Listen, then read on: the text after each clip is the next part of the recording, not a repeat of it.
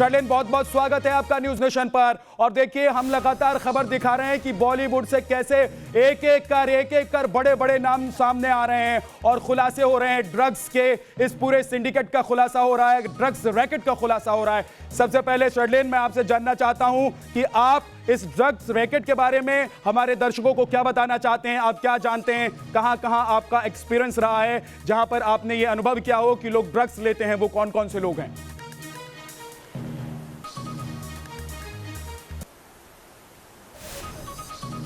सबसे पहले मैं कंगना जी का तहे दिल से शुक्रिया अदा करती हूं, जो उन्होंने पहली बार इस बात का खुलासा किया था सुशांत सिंह के मर्डर के तुरंत बाद। उन्होंने कहा था कि सुशांत के हथियारों का गहरा ताल्लुक है इंडस्ट्री के ड्रग कार्टेल के साथ, और ये बात सच साबित हुई क्योंकि कुछ दिन पहले हमें एनसीबी नारकोटिक्स कंट्रोल ब्यूरो से ये पता चला कि रिया चक्रवर्ती वो केवल एक बॉलीवुड अभिनेत्री ही नहीं बल्कि एक किंगपिन भी हैं जो ड्रग सप्लाई करती हैं।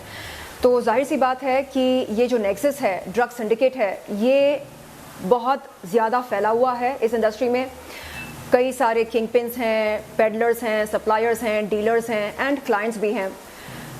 अब पता ये लगाना है कि इसमें जो सबसे बड़े खिलाड़ी हैं वो कौन हैं। मुझे पूरी उम्मीद है कि आने वाले दिनों में, हफ्तों में एनसीबी उन तक पहुंचेगी और उनके नाम भी आगे आएंगे। शर्लिन, मैं आपसे ये जानना चाहता हूं कि एक नाम अभी सामने आया है और वो नाम है क्वान। जी हाँ, इस कंपनी का जिक्र खूब हो रहा है।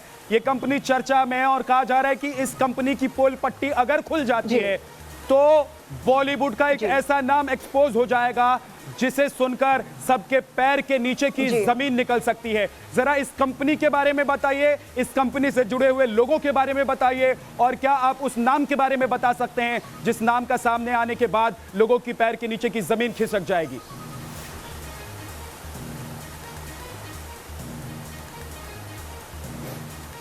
जी, क्वान का जो फाउंडर है अनिर्बन, वो दुनिया का सबसे अश्लील गलीज इंसान है। वो इसलिए क्योंकि वो जब बुलाया था मुझको, मैं गई थी ये सोचकर कि चलो दीपिका पादुकोण का मैनेजर है, अच्छा बंदा होगा, जेंटलमैन होगा, रिस्पेक्टफुल बंदा होगा, ये सोचकर मैं गई। लेकिन वहाँ जाने के बाद उसका बिहेवियर देखकर, उसकी गंदी बातें सुनकर मैं समझ गई कि दुनिया का सबसे बड़ा हौला इंसान है वो। जो इंसान एक टैलेंट से पूछता है, मैं आपके ब्रेस्ट को टच कर सकता क्या? क्यों करते हैं? नहीं, ये रियल है फेक है ये मालूम करने के लिए। क्यों? ये मालूम करके क्या उखाड़ लोगे? व्यूअर को तकलीफ होती, दर्शक को तकलीफ होती। हाँ, अगर मान लो कि रियल नहीं है, मान लो हाइपोथेटिकली, दर्शक को तकलीफ होती क्या? आंखों को चुभन होती क्या? कई को ये गंदी बातें कर रहे। तो जब मैंने बोला कि क्या सर ये कोई बात होती, ऐसे कोई बात करता टैलेंट के साथ? नहीं नहीं, आप बुरा मान रहे, ये बुरा मानने वाली बात है। हाँ, पागल इंसान, ये बुरा मानने वाली बात है। तो नहीं, actually I am in an open marriage, तो ये सब चलता। ओपन मैरिज, अरे तेरी शादी ओपन है, क्लोज्ड है, इससे क्या फर्क पड़ता? हाँ, मुझे क्या फर्क पड़ता? और ऐसी बातें करता तू। दीपिका जब आती तेरे ऑफिस पर ऐसे बात करता तू, बोलता उसको Deepika can I touch your, उसके शायद दिखते नहीं होंगे तुझको, तो पूछता नहीं है। मेरे दिखते हैं तो पूछता है। हरामी कहीं का। ये कोई तरीका है टैलेंट के साथ बात करने का? बोलना चाहिए था कि देखो बीवेयर, मैं अश्लील इंसान हूँ, मैं गंदी बातें करता हूँ, कम एट योर ओन रिस्क। इस तरह की चेतावनी, वार्निंग देनी चाहिए थी उस बंदे को, नहीं दी। और सबका देखो एक पब्लिक इमेज यहाँ पर बना है। तो मैंने ये सोचा कि क्योंकि दीपिका पादुकोण का मैनेजर है तो अच्छा बंदा होगा, रिस्पेक्टफुल होगा, ये सोचकर गई थी। लेकिन उसके बाद जो एक्सपीरियंस हुआ, तौबा तौबा, जिंदगी में कभी ऐसे लोगों के साथ मैं ना मिलना चाहूंगी, ना उनकी शक्ल देखना चाहूंगी। घिनौनी बात करते, अरे मेरे हैं, फेक है, इन बातों का क्या लेना देना मेरे भविष्य के साथ? पूछना चाहिए कि बताओ तुमने कौन सी फिल्में की, किस टाइप की फिल्में करना चाह रही हो, किस दिशा में आगे बढ़ना चाह रही हो, अच्छा फिल्मों के अलावा और क्या करना चाह रही हो, इस तरह की बातें करनी चाहिए। हाँ? शर्लिन, आपके गुस्से को और आपके आक्रोश को हम समझ रहे हैं, ऐसे टच करके लेकिन मैं अपने दर्शकों से जानकारी लेकर माफी के साथ कुछ शब्द जो इस्तेमाल हुए हैं उसके लिए मैं माफ़ी मांगना चाहता हूं अपने दर्शकों को, क्योंकि ये हम जो न्यूज़ दिखा रहे हैं ये तमाम देश के लोग 130 करोड़ जो हमारे देश के दर्शक हैं वो देख रहे हैं। आप अपनी बात कहिए शर्लिन, आप अपनी बात कहिए। मैं विनती करती हूँ कि उन शब्दों को आप बीप ना करें, उन शब्दों को आप बीप ना करें। मैं विनती करती हूँ कि अब उन शब्दों को आप बीप ना करें। कोई शब्द बीप नहीं हो सकता, किसी को हम एडिट नहीं कर सकते कि इस इंडस्ट्री में क्या क्या होता है। तो शब्दों को बीप किए बगैर, मेरी बातों को सेंसर किए बगैर जैसा मैं कह रही हूं वैसा ही आप दर्शकों को सुनाइए, क्योंकि दर्शकों को मालूम होना चाहिए कि असल में ये इंडस्ट्री है क्या यानी होता कि है, इस इंडस्ट्री के चरित्र को आप सामने रखना चाहते हैं शर्लिन। मेरा अगला सवाल ये है कि क्वान को लेकर जो चर्चा हो रही है, क्वान को लेकर जो विवाद हो रहा है, उसमें एक ड्रग एंगल भी है। क्या इसके बारे में आप कुछ जानती हैं, इसके बारे में आप कुछ जानकारी दे सकती हैं?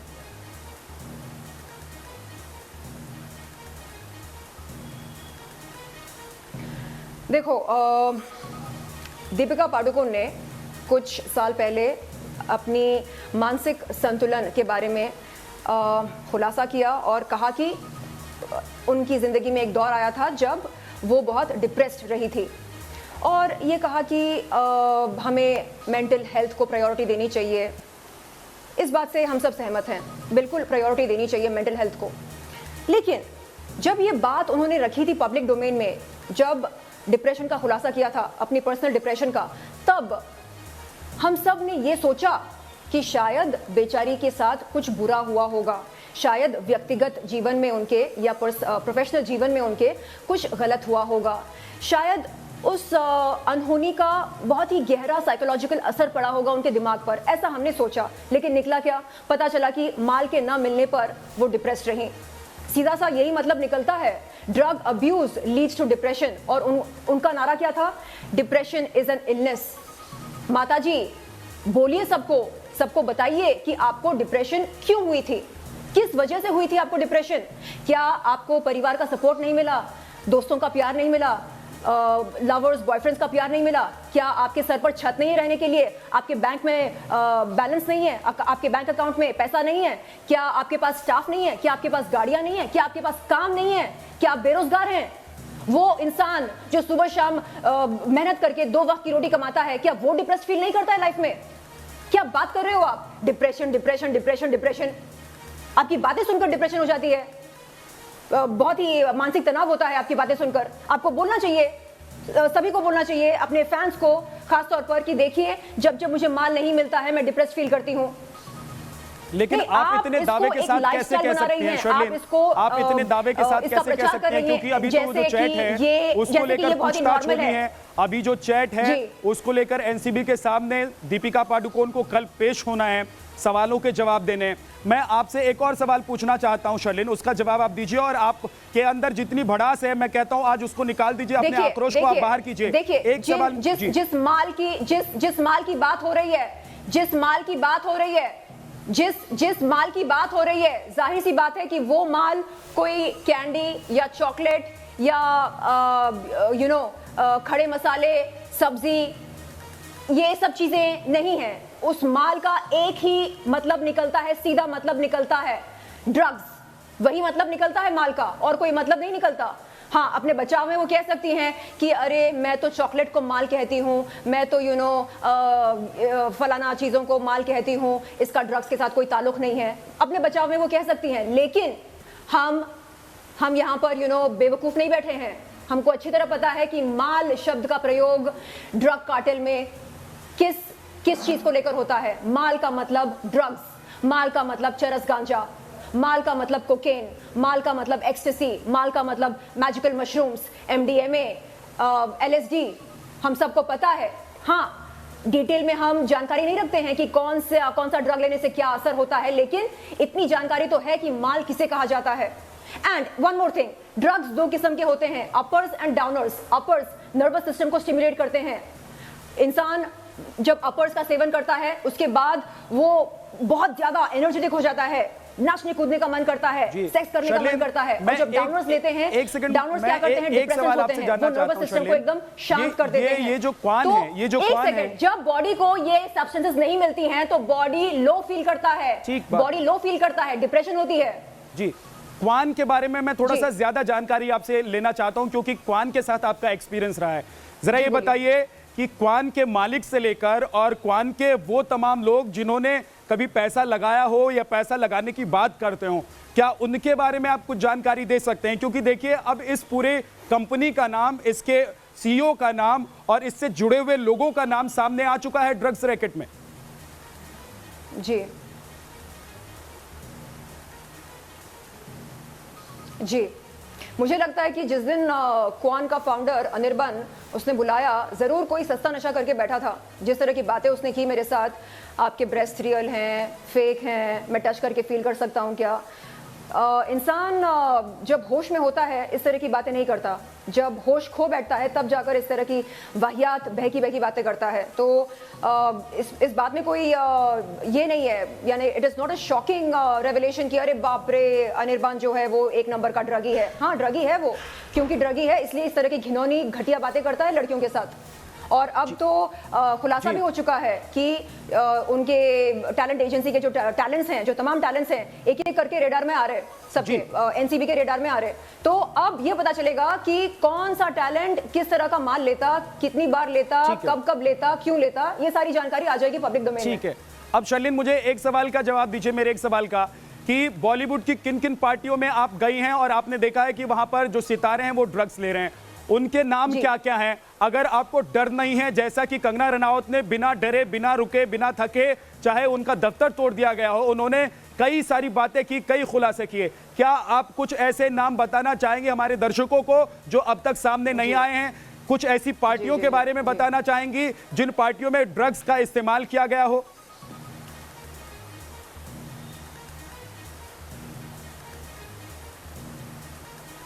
मैं कंगना जी की बहुत बड़ी फ़ैन हूँ। कंगना जी का जो व्यक्तित्व है वो, उससे मैं बहुत ज़्यादा प्रभावित हूँ। वो जब बात करती हैं तो ये नहीं सोचती हैं कि इस बात का क्या फ़ायदा होगा, क्या नुकसान होगा। जो सच है वो सच है, सच का क्या फ़ायदा होता है, क्या नुकसान होता है, इसके बारे में ना सोचना चाहिए, ना इसके बारे में कोई डिस्कशन होनी चाहिए, चर्चा होनी चाहिए कि बोलूँ क्या या ना बोलूँ क्या। नहीं, मुझको देखो बुलाया गया था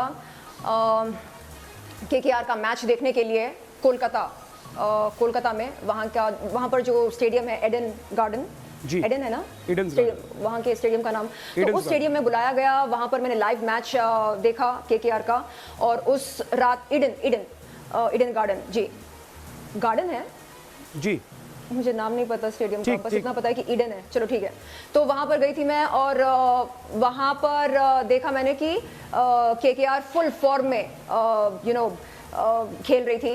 एंड उस रात उनकी जीत हुई। जीत के बाद आफ्टर मैच पार्टी रखी गई। एंड पार्टी में जब मैं गई तो मैंने वो दृश्य देखे जो आमतौर पर हम बॉलीवुड फिल्मों में देखते हैं। किस तरह के दृश्य मैंने देखा कि वहाँ पर दमारो दम का माहौल चल रहा था। केकेआर के प्लेयर्स थे, उनकी गर्लफ्रेंड्स थी, मिस्टर किंग खान थे, और पता नहीं किंग खान क्यों बोलते हैं, मिस्टर खान शाहरुख खान थे।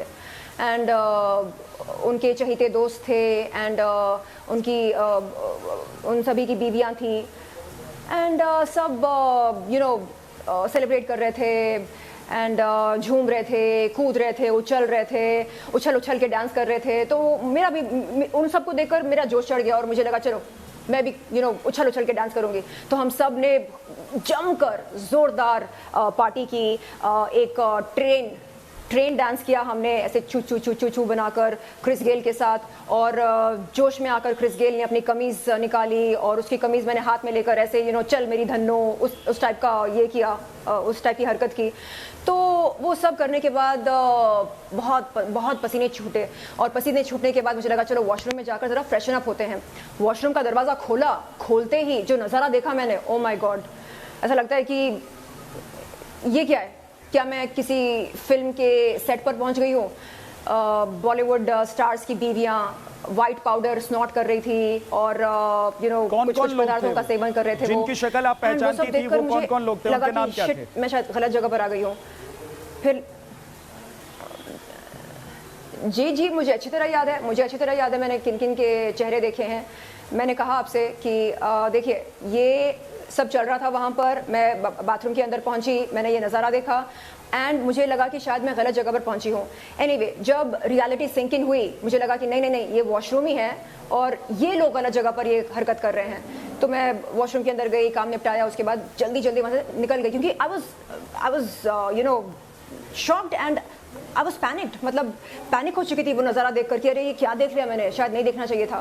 तो पैनिक होकर वहां से निकल गई और फिर बाहर जाकर देखा कि मिस्टर खान, एक छोटे से ब्रेक के लिए हमें रुकना है, लेकिन तब तक आप जरा याद करने की कोशिश कीजिए क्योंकि आप बहुत बड़ी बात कह रही हैं शर्लिन, आप बहुत बड़ी बात कर रही हैं, बहुत बड़ी बातें आप जो कह रही हैं, इन बातों से एनसीबी को बहुत सारे सुराग मिल सकते हैं। एक छोटे से ब्रेक के बाद मैं लौटूंगा, मेरे सहयोगी अनुराग दीक्षित भी हमारे साथ जुड़ जाएंगे, लेकिन शर्लिन उसके बाद मैं आपसे पूछूंगा कि उस वॉशरूम में जहां पर आप गई थी, जहां की तस्वीर देखकर आप हैरान रह गई, भाग गई वहां से, उस वॉशरूम में कौन कौन मौजूद था, वो कौन कौन से चेहरे थे जिनका नाम आप जानती हैं और उन नामों को आज आपको बता देना चाहिए क्योंकि ये जो जांच का दायरा है इससे मदद मिलेगा। एक छोटे से ब्रेक के लिए हम रुक रहे हैं, लेकिन शर्लिन आप भी कहीं मत जाइएगा, मैं अपने दर्शकों से कह रहा हूं कि आप भी कहीं मत जाइएगा। एक छोटा सा ब्रेक, हम फौरन वापस लौटेंगे, सिर्फ 2 मिनट का ब्रेक होगा, फौरन वापस लौटेंगे।